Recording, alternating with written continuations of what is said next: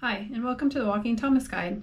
Today I'm going to talk about some scams that I've encountered while traveling and hopefully give you some tips and tricks on how to avoid them. For those of you who are new here, my name is Kiria, and I've been to almost 60 countries in my travels. And in March of 2024, I actually quit my job and I am going to explore the world full time. Let's get started. The first place that I had an issue was in Turkey. I was living in Istanbul and I was with a friend, and we went to the Taksim Square neighborhood.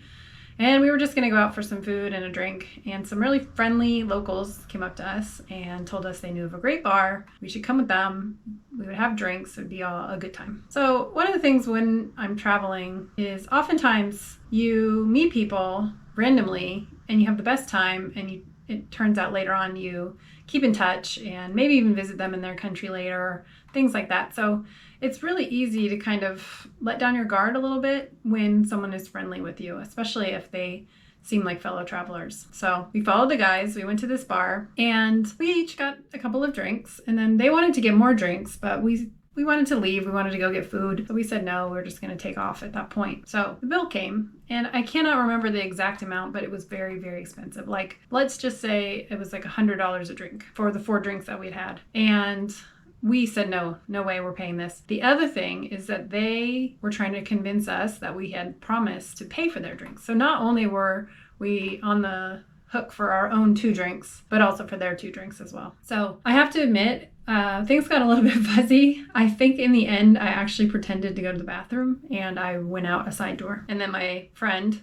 caught up with me, and I do recall like sneaking around the small streets of Istanbul trying to make sure that the guys weren't following us. So it was very scary, and maybe, looking back, I was young and I was reckless a little bit. I probably at this point would just, if you can't really do anything about it and the police aren't going to help you, I would have just probably paid for it maybe. I'm not really sure what I would have done at this point.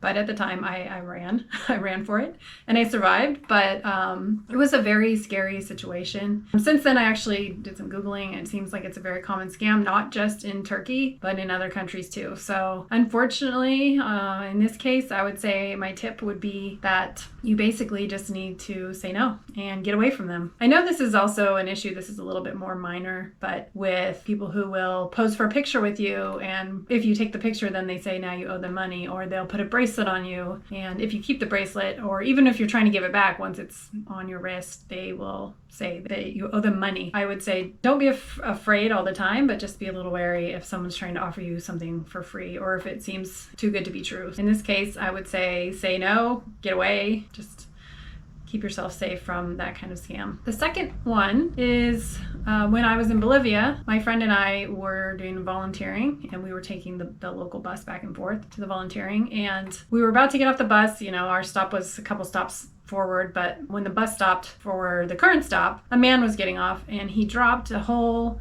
sheaf of paperwork that he had in his hands. So it fell on the ground, and all the passengers were helping him pick it up so he could get off the bus. When we went to get off at our stop, 2 stops later, my friend realized his wallet was missing. The way that the bus works in Bolivia is that a lot of times you just get on, everyone gets on. Sometimes there's not even like a regular stop, but you just get on, you wave your arm if you want the bus, and they pick you up from wherever you are on the street. And so there's no real like set fare, and then they'll drop you off pretty much wherever you want to go, but they don't collect your fare until shortly before you're about to be dropped off. A conductor comes around and he collects cash from everyone. So that's when my friend realized that his wallet was missing. I would say a tip for that is just, I do this no matter where I am. I never carry all my stuff in my real wallet.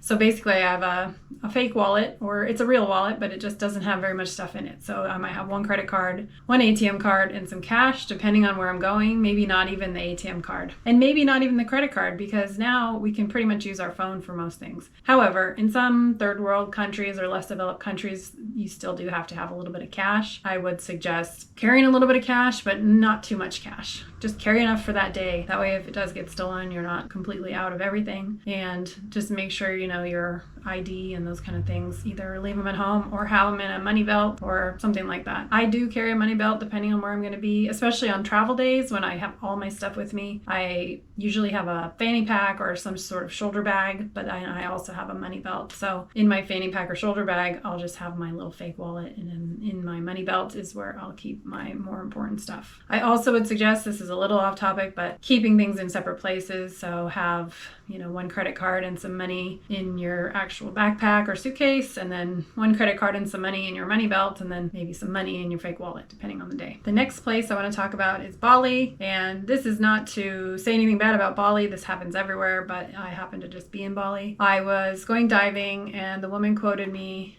my price in US dollars. And then when I went to pay, she basically changed the amount. She charged me in the local currency, but what she did is she created her own exchange rate. Plus, she added 3% on because I wanted to use a credit card.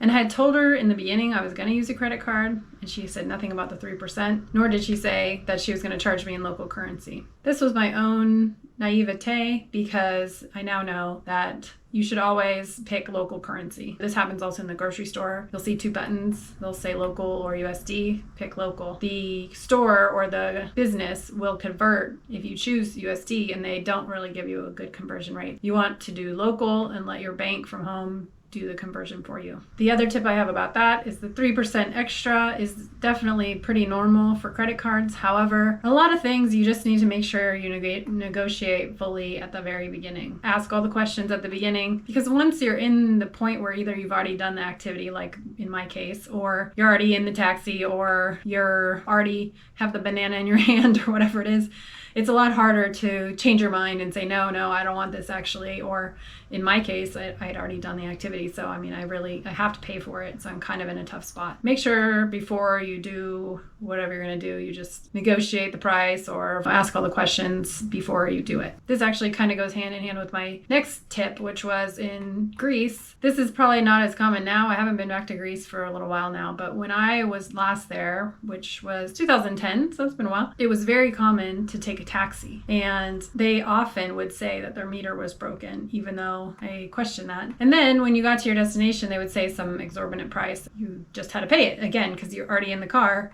and they'd already taken you to your destination. So I would suggest, if there's not a working meter, negotiate the price beforehand. This has happened to me in India, in Thailand, in Greece, in Argentina.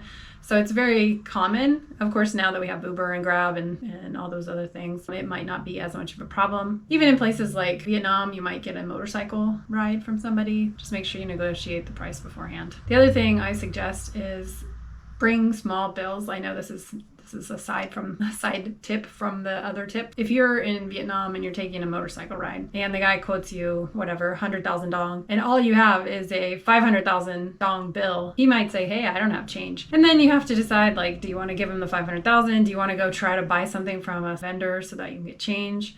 A lot of them don't have change for larger bills. So you just want to make sure that you carry around enough small bills that you don't end up just getting fed up and being like, fine, just take it, or spending more time than it's worth trying to get a smaller bill. So now you've heard about some of the scams and issues that I've had while on the road. Leave a note in the comments. Have you ever experienced any of these scams yourself? If so, what tips do you have to avoid them? Or what other scams have you experienced while on the road? Thanks for watching and happy travels. And in this case, I forgot what I was going to say.